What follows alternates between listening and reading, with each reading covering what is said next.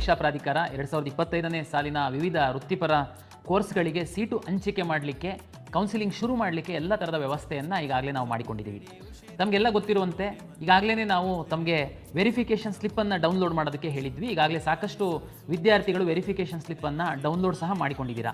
ಅದರಲ್ಲಿ ಕೆಲವೊಂದು ಸಣ್ಣ ಪುಟ್ಟ ತಪ್ಪುಗಳಿತ್ತು ಅಂತಂದರೆ ಅದನ್ನು ಸರಿಪಡಿಸ್ಕೊಳ್ಳಲಿಕ್ಕೆ ಸಹ ಅಂತಿಮವಾಗಿ ನಾವು ತಮಗೆ KEAಗೆ ಅಪಾಯಿಂಟ್ಮೆಂಟ್ ತಗೊಂಡು ಬಂದು ಸರಿಪಡಿಸ್ಕೊಳ್ಳಲಿಕ್ಕೆ ಸಹ ವಿನಂತಿಯನ್ನು ನಾವು ಈಗಾಗಲೇ ಮಾಡಿಕೊಂಡಿದ್ದೀವಿ.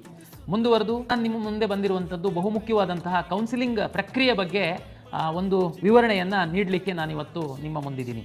ತಮಗೆಲ್ಲ ಗೊತ್ತಿರುವಂತೆ ತಮ್ಮ ವೆರಿಫಿಕೇಷನ್ ಸ್ಲಿಪ್ಪಲ್ಲಿ QR ಕೋಡ್ ಸಹ ಇದೆ, ತಾವೀಗಾಗಲೇ ನೋಡಿದ್ದೀರಾ. ನೆಕ್ಸ್ಟ್ ನಾವು ಮುಂದಿನ ವಾರದಲ್ಲಿ ನಾವು ಕೌನ್ಸಿಲಿಂಗ್ ಶುರು ಮಾಡಿದರೆ, ಕೌನ್ಸಿಲಿಂಗ್ ಅಂದರೆ ತಮಗೆಲ್ಲ ಗೊತ್ತಿದೆ, ಆಪ್ಷನ್ ಎಂಟ್ರಿ ಮಾಡುವಂತಹದ್ದು ಬಹುಮುಖ್ಯವಾದಂತಹ ಘಟ್ಟ. ಆಪ್ಷನ್ ಎಂಟ್ರಿ ಮಾಡಿದ ಆಧಾರದ ಮೇಲೆ ನೀವು